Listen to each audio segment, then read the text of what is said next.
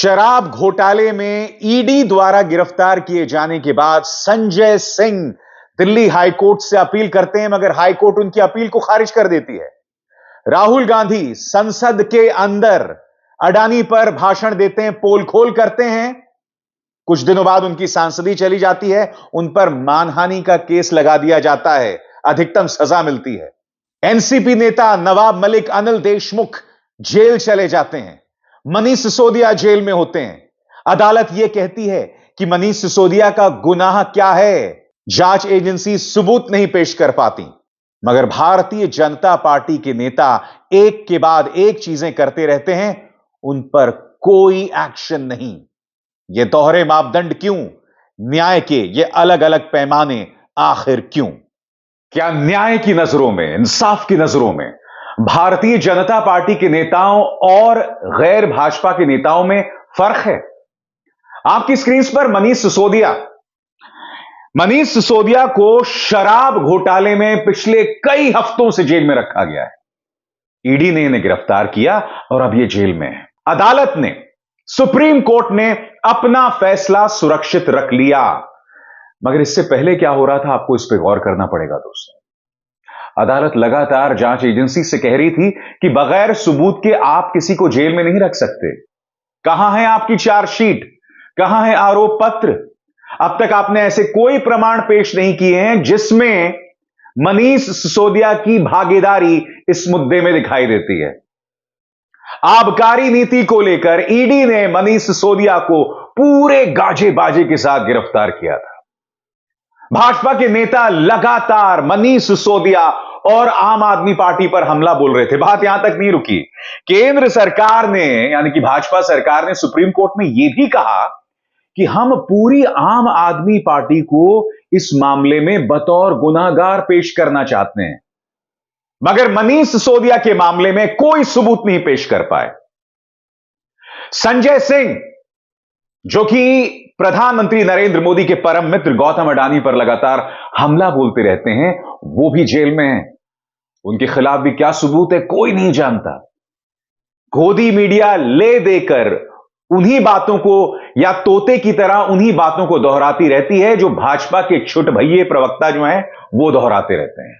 पिछली कई हियरिंग से, कई सुनवाइयों में मैं देख रहा हूं दोस्तों कि सुप्रीम कोर्ट बार बार कह रहा है कि भाई आपके पास सबूत क्या है, सबूत क्या है, मगर बावजूद इसके फैसला सुरक्षित रख लिया गया।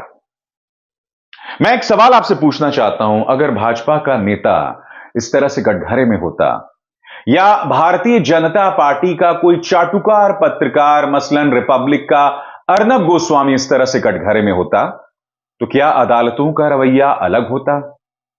आखिर क्या वजह है कि चाहे कोई भाजपा का नेता हो या कोई भाजपा का चाटुकार पत्रकार, उनके लिए कुछ राह आसान हो जाती है इंसाफ की डगर में? क्या वजह है, मैं समझना चाहता हूं। आपके सामने मैं मिसाल पेश करना चाहता हूं। बृजभूषण शरण सिंह का मामला भी था। क्या आप जानते हैं महानुभव ने अदालत में क्या कहा? महानुभव ने कहा कि मैं अगर पल्स रेट चेक कर रहा हूं किसी खिलाड़ी का, किसी महिला खिलाड़ी का पल्स रेट चेक कर रहा हूं, तो वो कोई गुनाह नहीं है, क्योंकि मैं बगैर किसी बुरी नजर के उनका पल्स रेट चेक कर रहा हूं। मैं आपसे एक बात समझना चाहता हूं, क्या बृजभूषण शरण सिंह कोई डॉक्टर हैं, फिजियोथेरेपिस्ट हैं? तो आखिर इन्हें किसने अधिकार दिया है किसी महिला का पेट, उसकी छाती पर हाथ रखना और फिर अदालत में यह कहना कि मैं तो पल्स रेट चेक कर रहा था, यह कोई गुनाह नहीं है?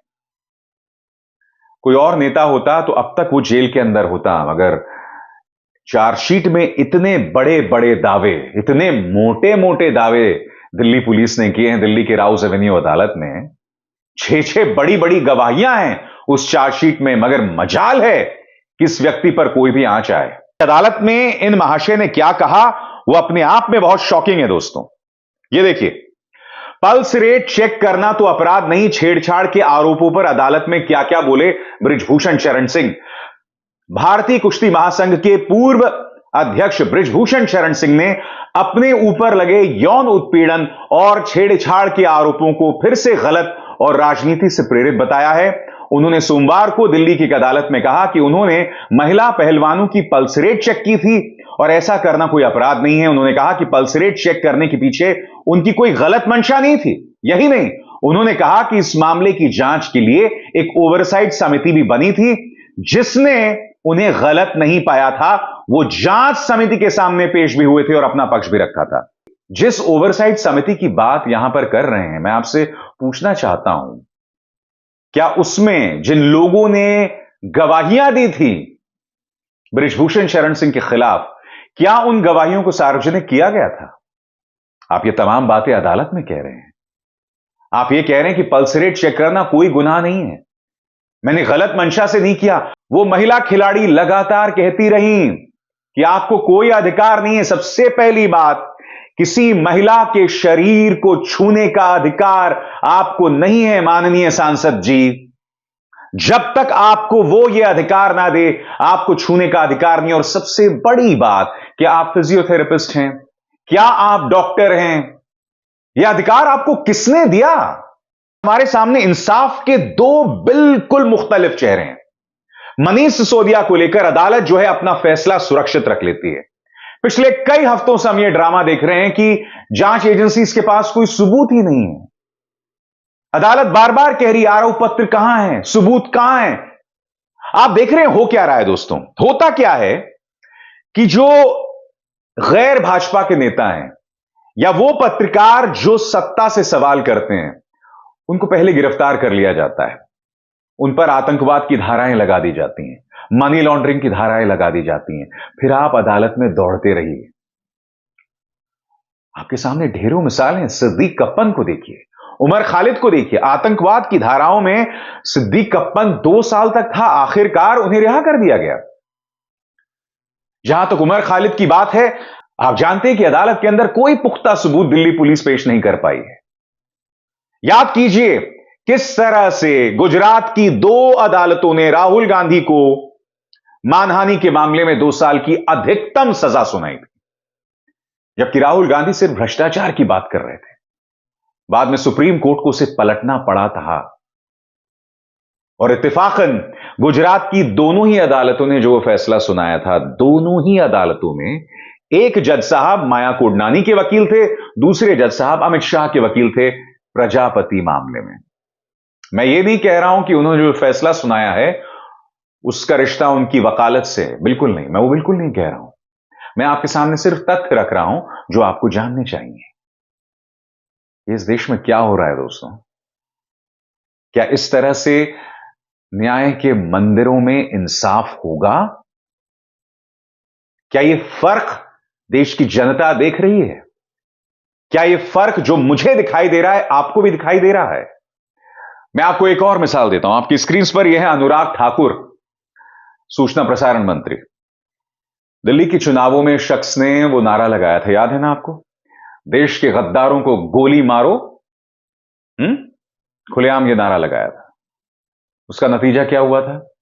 उसका नतीजा यह हुआ था कि 2 युवक, एक शाहीन बाग दूसरा जामिया, हाथ में पिस्तौल लिए पहुंच गए थे और गोलीबारी शुरू कर दी थी। प्रवेश साहिब सिंह, यह व्यक्ति भी नफरती भाषण दे रहा था।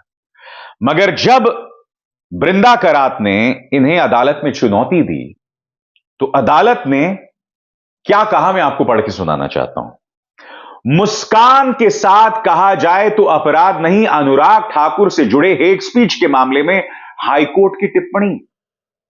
यानी कि अगर आप मुस्कुराते हुए कह दें कि देश के गद्दारों को गोली मारो, प्यारों को, तो आपने कोई गुनाह नहीं किया। यह बात अलग है कि आपके उस भाषण के तुरंत बाद 2 लोग पहुंच जाते हैं हाथ में पिस्तौल लिए गोलीबारी करने। अदालत ने और क्या कहा था, मैं आपको पढ़ के सुनाना चाहता हूं। दिल्ली हाईकोर्ट ने हेट स्पीच के एक मामले की सुनवाई करते हुए कहा कि अगर आप मुस्कान के साथ कुछ कह रहे हैं तो कोई अपराध नहीं है। हालांकि अगर कुछ आपत्तिजनक बात कही जाए तो अपराध हो सकता है। न्यायमूर्ति चंद्रधारी सिंह की सिंगल जज की बेंच ने अपनी टिप्पणी में कहा कि अक्सर चुनावों में दिए गए राजनीतिक भाषण आम दिनों के बयानों से थोड़ा अलग होते हैं। बिना किसी मंशा के लिए भी कुछ चीजें माहौल बनाने के लिए बोली जाती हैं, इसीलिए इन पर प्राथमिकी दर्ज करने से पहले चेक एंड बैलेंस की आवश्यकता है। यहां पर चंद्रधारी सिंह वो बयान जिसमें देश के गद्दारों को गोली मारो जैसे नारे लगाए गए थे, चेक एंड बैलेंस की बात कर रहे हैं। वो ये भी कह रहे हैं कि भाई चुनावों के दौरान तो ये गलतियां हो जाती हैं। किसने कहा था कि लड़कों से गलतियां हो जाती हैं? कहा था ना किसी ने, सुना सुना सा ये बात लग रही है। खैर, जिसने भी कहा हो, मैं आपके सामने जो बात कह रहा हूं उस पर आपको गौर करना पड़ेगा। यहां पर साफ तौर पर एक फर्क दिख रहा है जो बहुत चिंताजनक है। मुझे उम्मीद है कि ये जो चीजें, ये जो मिसाल मैं आपके सामने बता रहा हूं, ये महज इत्तेफाक है। इत्तेफाक ही होगा भाई। जाहिर सी बात है कि जब मनीष सिसोदिया, संजय सिंह, सत्येंद्र जैन, अनिल देशमुख, ये जो तमाम, राहुल गांधी, जब तमाम नेता आते हैं तब उन पर अदालत का फैसला सख्त हो जाता है। मगर जब बाकी बड़े बड़े नेता आते हैं भाजपा के, चाहे वो बृजभूषण शरण सिंह हो, अनुराग ठाकुर हो, प्रवेश साहिब सिंह हो, तब मुद्दा कुछ और हो जाता है। इत्तेफाक है ना? क्यों? आपको क्या लगता है? कमेंट सेक्शन में बताइएगा। अभिसार शर्मा को दीजिए इजाजत। नमस्कार। स्वतंत्र और आजाद पत्रकारिता का समर्थन कीजिए, सच में मेरा साथी बनिए। बहुत आसान है दोस्तों, इस ज्वाइन बटन को दबाइए और आपके सामने आएंगे ये 3 विकल्प, इनमें से एक चुनिए और सच के इस सफर में मेरा साथी बनिए।